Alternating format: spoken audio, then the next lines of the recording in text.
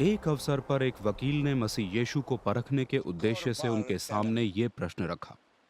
गुरुवर, अनंत काल के जीवन को पाने के लिए मैं क्या करूं? मसीह यीशु ने उससे प्रश्न किया, व्यवस्था में क्या लिखा है? इसके विषय में तुम्हारा विश्लेषण क्या है? उस व्यक्ति ने उत्तर दिया, प्रभु, अपने परमेश्वर से अपने सारे हृदय, अपने सारे प्राण, अपनी सारी शक्ति तथा अपनी सारी समझ से प्रेम करो, तथा अपने पड़ोसी से अपने समान प्रेम। मसीह यीशु ने उससे कहा, तुम्हारा उत्तर बिल्कुल सही है। यही करने से तुम जीवित रहोगे। स्वयं को संगत प्रमाणित करने के उद्देश्य से उसने मसीह यीशु से प्रश्न किया, तो ये बताइए, कौन है मेरा पड़ोसी? मसीह यीशु ने उत्तर दिया, यरूशलेम नगर से एक व्यक्ति यरीहो नगर जा रहा था कि डाकुओं ने उसे घेर लिया।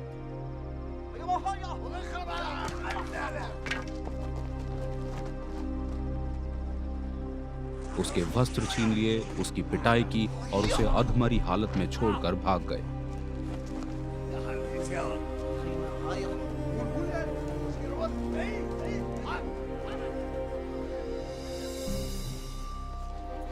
संयोग से एक याजक उसी मार्ग से जा रहा था।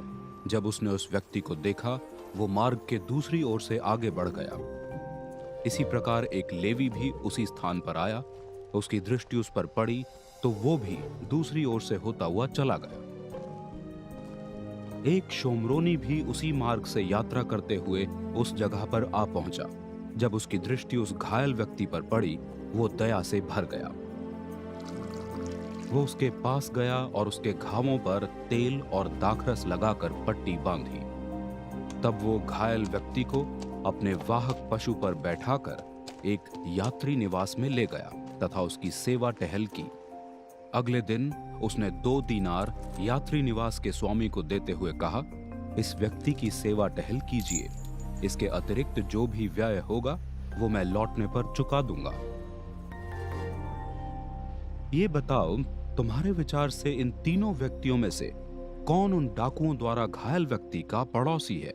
वकील ने उत्तर दिया, वही जिसने उसके प्रति करुणा भाव का परिचय दिया। मसीह यीशु ने उससे कहा, जाओ, तुम्हारा स्वभाव भी ऐसा ही हो।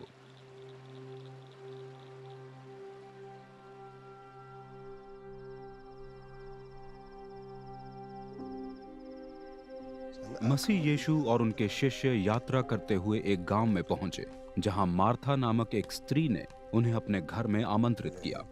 उसकी एक बहन थी जिसका नाम मरियम था। वो प्रभु के चरणों में बैठकर उनके प्रवचन सुनने लगी। किंतु मार्था विभिन्न तैयारियों में उलझी रही।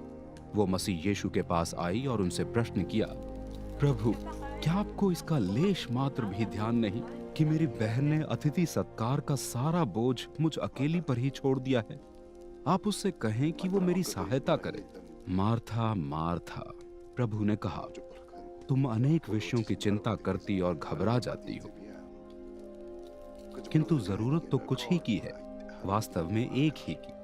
मरियम ने उसी उत्तम भाग को चुना है जो उससे कभी अलग न किया जाएगा।